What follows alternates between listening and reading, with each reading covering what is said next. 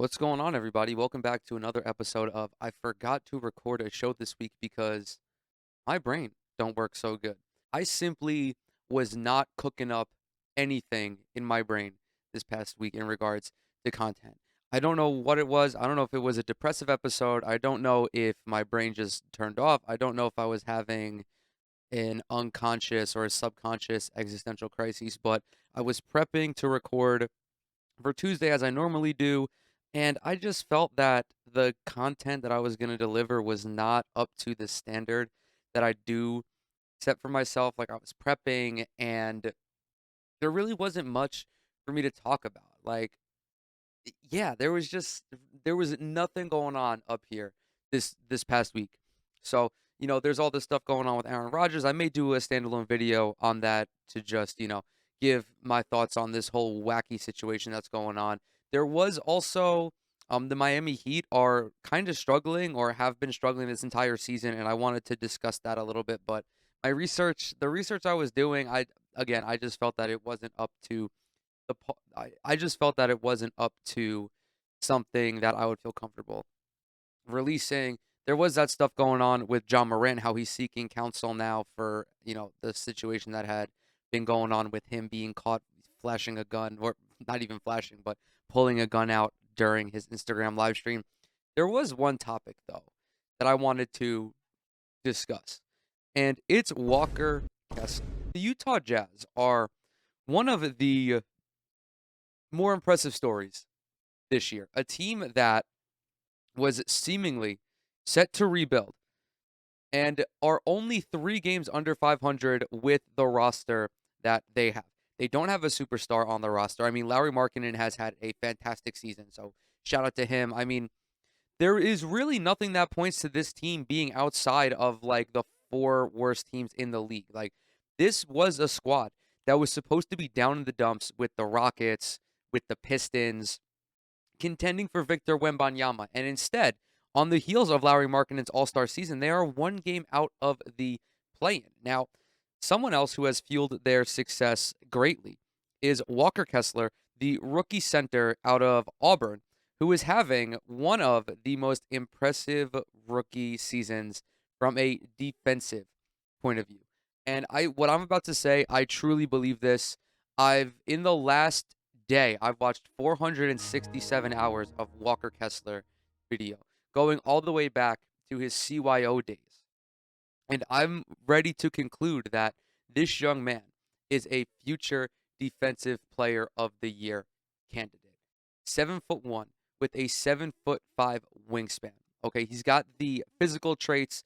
He doesn't have the athleticism of maybe somebody like Nick Claxton or Jaren Jackson or Miles Turner, but this guy is indisputably one of the premier shot blockers in the NBA already. He is fourth in total blocks this year. He is fifth in blocks per game, and he is second in block percentage. Some of the other names in those categories include Jaren Jackson Jr., include Nick Claxton, include Brook Lopez, include Miles Turner. Like, this is an elite defensive center we are talking about here. Just to further stat pad a little bit, he is holding opponents to 47% defended field goal percentage. Among players with 14 shots defended, he's like top 15, I believe. 1, 2, 3, 4, 5, 6, 7, 8, 9, 10, 11, 12, 13, 14. He's 15. Again, some of the names on this list: Kristaps Porzingis, Draymond Green, Kevin Durant, Anthony Davis, Al Horford. This list also has a couple guards as well: Shai Gilgeous-Alexander, Cade Cunningham, who aren't exactly known for the defensive prowess, but so be it. Heading into the draft last year, I was not too familiar with Walker Kessler's game, largely because I just simply do not really follow college basketball like that, only when it's gearing up for the draft. But this dude's numbers at Auburn are they were off the charts. He was the SEC Defensive Player of the Year, and rightfully so. This kid averaged 4.6 blocks per game. The next closest guy, the next closest person to him averaged 2.2. He more than doubled the blocks per game average of the second closest person. That is incredible. And it's even more incredible because he is not relying on his athleticism like a lot of young shot blockers do. This is why I feel so confidently in asserting that Walker Kessler is a future Defensive Player of the Year because although he can't compete athletically with some of the guys on the court, his instincts are on a different level, especially especially by rookie standards. I mean, just take someone like Nick Claxton, for example. Claxton is 4 years in the league and is only now become an elite shot blocker. This is a kid who has the physical traits. He's got the athleticism, but that can only take you so far when you're defending the rim for an NBA team. And when I talk about Kessler's instincts, if you just watch him defensively, you know, you just know that he sees everything differently compared to some of his peers. His head is always on a swivel. He is constantly looking between his man and the ball. He is always, maybe not always, but more often than not, he is a step early on the rotation.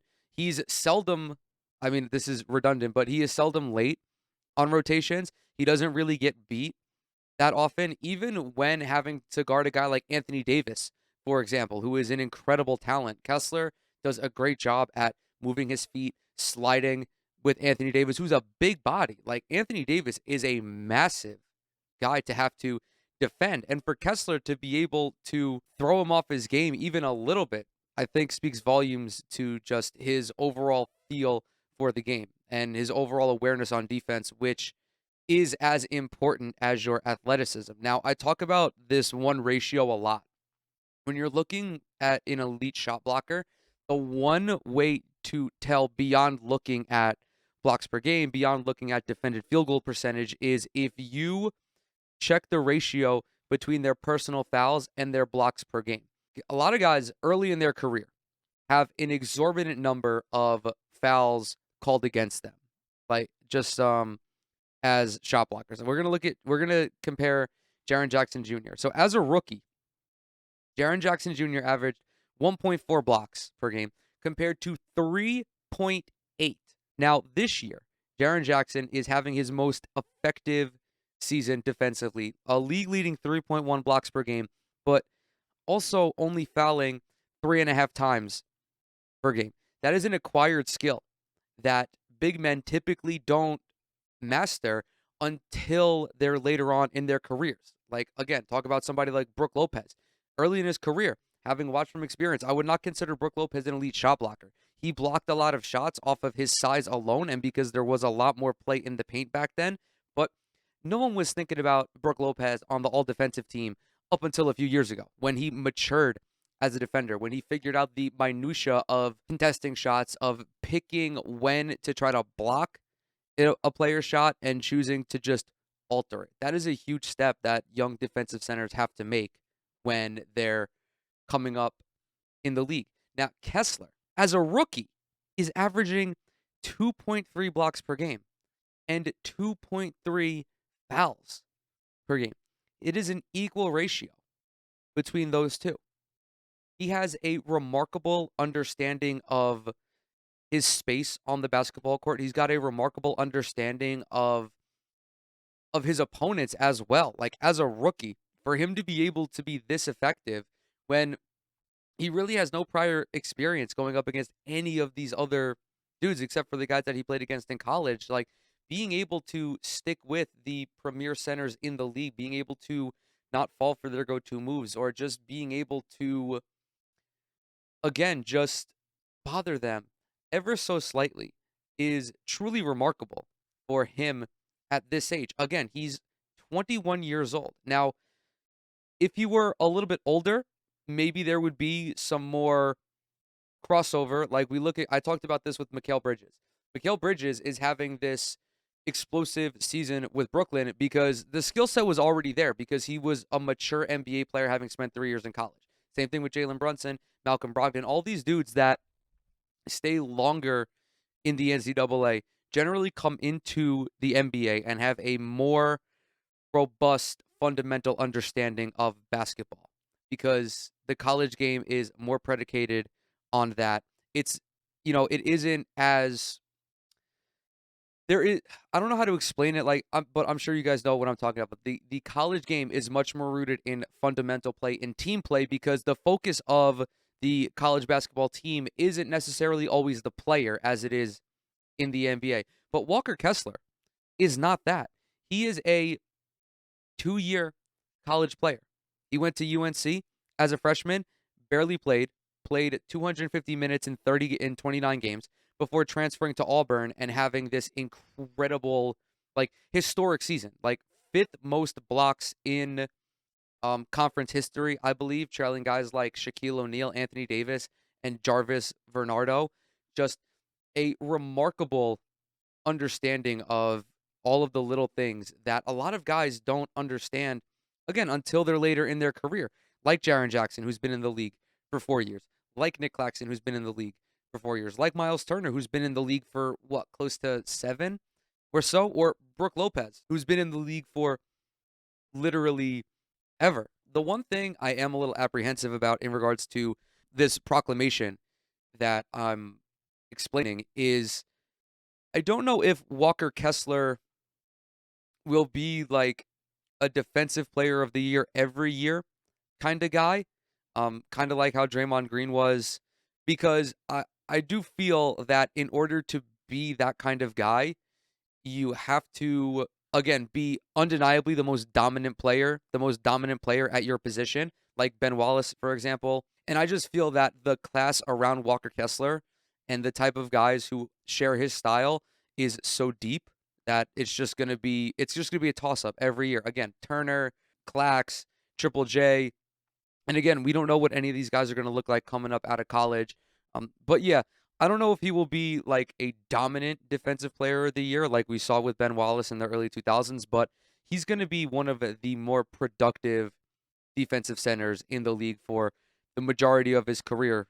God forbid he suffers anything serious. I just think that everything he's showcasing as a rookie is more remarkable because of his youth, being able to adapt to the speed of the NBA as a rookie is something that even the most talented offensive players struggle with.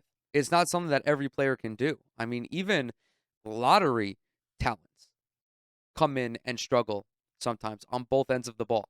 So, and I mean, arguably, defense is not even arguably, it is harder being a defensive player in the NBA than it is being an offensive player just because of the sheer talent that is in the NBA now at every position. To be able to contend with those guys athletically, physically, and again, just keeping up with the speed of the game as well. These are all traits that Walker Kessler has not perfected quite yet because I do think that there is still tremendous growth for him as a player, at least in regards to body transformation, being able to put on more muscle, being able to become stronger because, guys like Joel Embiid and Giannis are still out there. And the mark of a truly great defensive player is how they hold their own against the elites in the league. But make no mistake about it. Do not misunderstand anything I'm saying here. Walker Kessler is him. He is him defensively. I don't think there's anyone who's gonna deny that because statistically, he passes the test.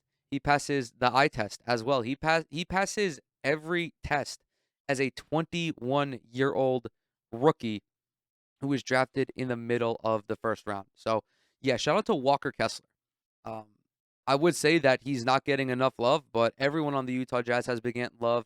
And again, it's hard not to get love when you're the best player, when you're the best defensive player on a team that's been getting a lot of positive coverage. So I don't know if he'll be seeing any of these accolades. I don't know if he'll be an all defensive teamer this year, just because again, the the depth at that position is tremendous. But you heard it here first. This guy is a future defensive player of the year, and I think that's going to about bring it to a close. If you're watching this on YouTube, you're obviously watching it on YouTube because that's the only place it's going to be. If you enjoyed this video, leave a like, subscribe as well. Everything I'm associated with is linked in the description box below: Twitter, Instagram, TikTok. Go follow the podcast wherever you consume your auditory media. Leave a rating, leave a review. Tell a friend about it. Don't tell a friend about it. I really don't give a fuck. But as always, thank you guys so much for coming to hang out with me in this one. And I'll see y'all I'll see y'all in the next one.